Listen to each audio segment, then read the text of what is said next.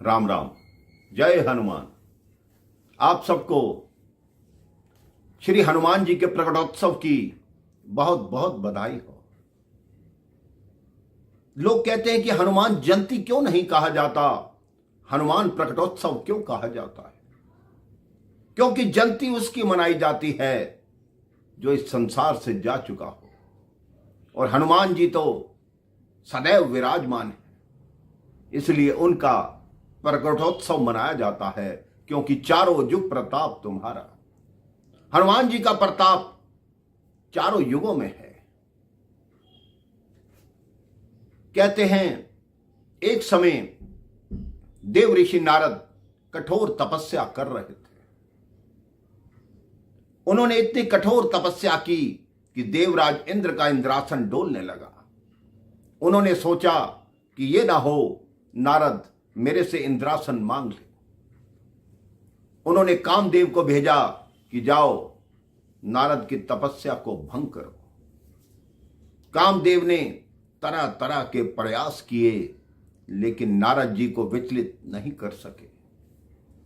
अब कामदेव ने सोचा यदि नारद की आंख खुल गई और मेरे को देख लिया तो कोई ऐसा शाप दे देंगे जिससे मेरा अहित हो जाएगा। वो नारद जी के चरणों में गिर गए। कामदेव ने अपने किए की क्षमा मांगी कि मुझे क्षमा कर दो। अब नारद जी ने क्षमा तो कर दिया, लेकिन नारद जी के मन में अभिमान हो गया कि मैंने कामदेव पर विजय प्राप्त कर ली। वो यही बात बताने भगवान शिव को गए। भगवान शिव ने कहा तुमको करनी थी राम कथा और तुम मुझे बता रहे हो काम कथा। अब मुझे तो बता दिया, लेकिन जाकर श्री हरि को यह बात कभी मत कहना।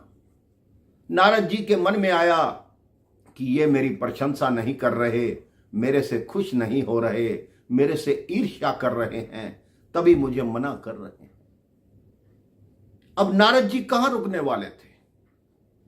वो अपने पिता जगत पिता ब्रह्मा के पास गए। उनको भी वही बात बताई कि मैंने काम को हरा दिया, मैं काम से जीत गया हूं। वो इंद्र क्या सोचता है, मैं कुछ भी कर सकता हूं, लेकिन काम को मैंने पराजित किया है।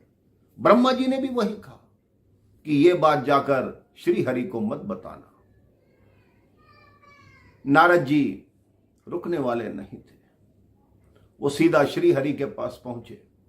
श्री हरि पहले ही जान चुके थे कि नारद के मन में अभिमान का कीड़ा, अभिमान का फोड़ा बन चुका है। लक्ष्मी जी को कहा कि अब इसके मन से इस अभिमान के फोड़े को हटाना है। लक्ष्मी जी ने कहा अगर आपने उस फोड़े को हटाना है तो उस भक्त के मन में अभिमान आने ही क्यों दिया? तो भगवान श्री हरि ने कहा कि वो आना जरूरी था, उससे मेरी आगे की लीला का कार्यक्रम बनेगा। अब नारद जी आए, उन्होंने अपना बखान किया तो भगवान विष्णु ने उसके पीछे योग माया लगाई।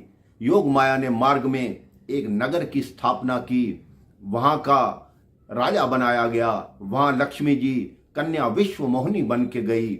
विश्व मोहिनी को देखकर नारद जी मोहित हो गए। उन्होंने भगवान विष्णु से उनका रूप मांगा कि मुझे अपना रूप दे दो ताकि ये कन्या मेरे से विवाह कर ले। मेरे मन में भी विवाह की इच्छा जागृत हो गई है। अब वो विश्व मोहिनी माला लेकर सबके आगे घूमने लगी। भगवान विष्णु ने नारद को वानर का रूप दे दिया। सभी राजा नारद को देखकर हंसने लगे। जो दो राजा ज्यादा हंस रहे थे, नारद जी ने उनसे पूछा कि क्यों हंस रहे हो? तो उन्होंने कहा अपना मुख जाकर जल में देखो। जब नारद ने अपना मुख देखा तो उनको लगा मेरा मुख तो वानर का मुख है, और इतनी देर में ही उस विश्व मोहिनी कन्या ने वो वरमाला भगवान विष्णु को पहनाई और विष्णु जी विश्व मोहिनी को लेकर चले।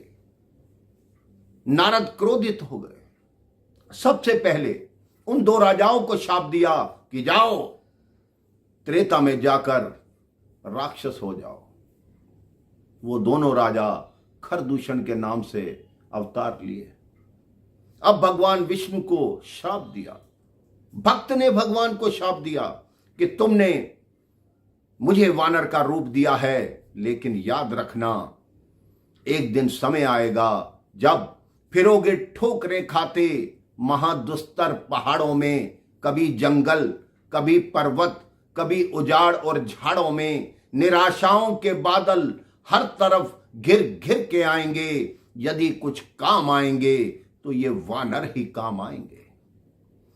तुम भी मेरी तरह पत्नी के वियोग में तड़पोगे, कोई सहायता नहीं मिलेगी। जिस वानर के रूप को तुमने बेकार समझकर बनाया है, वही वानर तुम्हारी सहायता करेंगे। विष्णु भगवान ने कहा, आपका शाप मुझे स्वीकार है। अब भगवान शिव को ज्ञात हुआ कि भगवान श्री हरि पृथ्वी पर अवतार लेने वाले हैं, तो उनके मन में भी विचार आया कि भगवान की सहायता के लिए कोई रुद्र का अंश भी उनके पास होना चाहिए। भगवान विष्णु का मोहिनी रूप देखकर भगवान शिव आकर्षित हो गए थे, मोहित हो गए थे। इतना मोहित हो गए कि वो भूल गए कि ये भगवान विष्णु हैं। उनका एक अंश निकलकर धरती पर गिरने लगा, तो उन्होंने पवन देव को आदेश दिया कि इस अंश को अपने पास संभाल कर रखो, जब समय आएगा इसका उपयोग मैं आपको बताऊंगा। जब भगवान के अवतरण की नीचे तैयारी होने लगी, तब भगवान शिव ने पवन देव को कहा कि मेरा वो अंश देवी अंजनी के गर्भ में जाकर स्थापित करो। अब पवन देव ने कर्ण मार्ग से देवी अंजनी के गर्भ में भगवान शिव का वो अंश उनके गर्भ में प्रवेश करवाया। उस दिन से देवी अंजनी गर्भवती हो गई और चैत्र पूर्णिमा के दिन श्री हनुमान जी का जन्म हुआ। इसलिए श्री हनुमान जी को रुद्रावतार, रुद्रांश, शंकर सुवन कहा जाता है। एक और कथा आती है, कई शास्त्र बताते हैं कि राजा दशरथ ने जब पुत्र कामेष्टि यज्ञ किया, खीर के पात्र रानियों के हाथ में थे। जब केकई अम्बा वो खीर खा रही थी, तो एक चील आई, वो खीर का दोना उठाकर आकाश मार्ग में चली, और जहां देवी अंजनी पूजा कर रही थी, वो दोना देवी अंजना के हाथ में गिरा। तब वानर राज केसरी ने कहा, आप इस प्रसाद को भगवान शिव का प्रसाद समझकर ग्रहण कर लो। वो पुत्र कामेष्टि की खीर देवी अंजनी ने भी खाई। तभी बार बार प्रभु श्री राम कहते हैं हनुमान जी को कि तुम मम प्रिय भरत सम भाई, भरत के समान तुम मुझे प्रिय हो। आज हनुमान जी के प्रकटोत्सव पर हनुमान जी की जय जयकार कीजिए। आप सबको बधाई हो। भक्तों के शिरोमणि हनुमान जी के प्रकटोत्सव की बधाई हो। जय जय श्री राम, जय जय हनुमान, जय जय श्री राम।